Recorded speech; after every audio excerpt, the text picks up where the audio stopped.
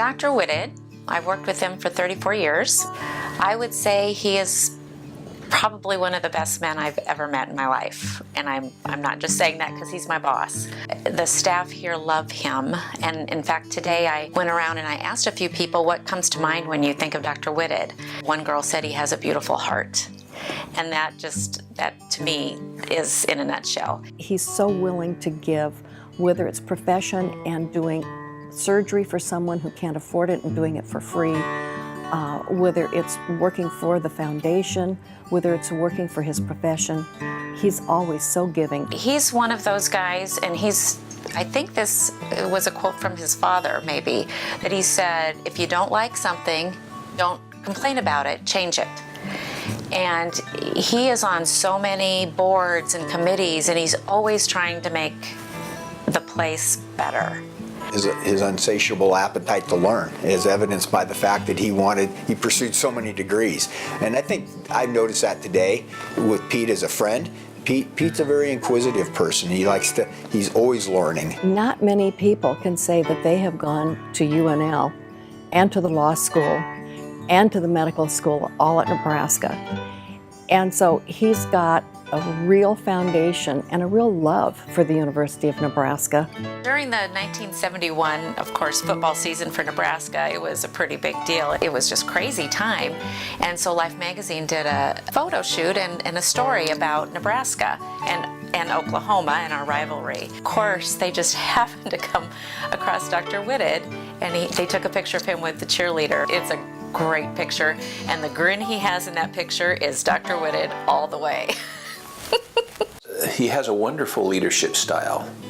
He doesn't, I think part of it maybe is because of his decisiveness as a doctor, so he can make a decision, which is always critical in leadership. And partly because he can process things and he sees the long picture. Pete's term as board chair ended 4 years ago. And I can still sit down with him today and he'll ask questions about donors or share ideas about other prospective donors and people that we could be building relationships with. Pete Whitted was a special kind of volunteer leader.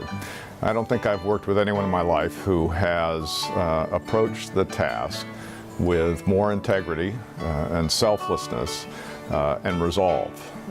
He had an enormous level of respect and affection for the university and the foundation, and it was evident in everything he did. You know, he's such a calming presence. You sit and you listen to the discussion, and he listens and he waits, and then he weighs in, and he always makes so much sense, and it's always for him about doing the right thing. It was on his very first day that he found himself in a situation where he was going to have to find a new chief executive officer. But he's the guy that had to figure the way out. He just handles things with grace.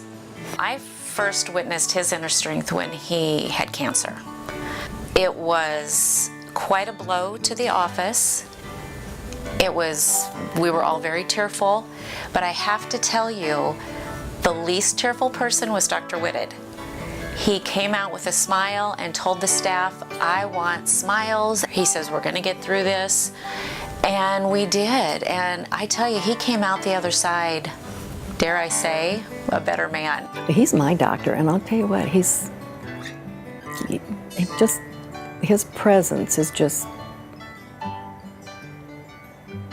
you know, you can tell I just love him. It is said that there is a time for everything. And Pete Whitted's presence as chairman of the University Foundation was a blessing.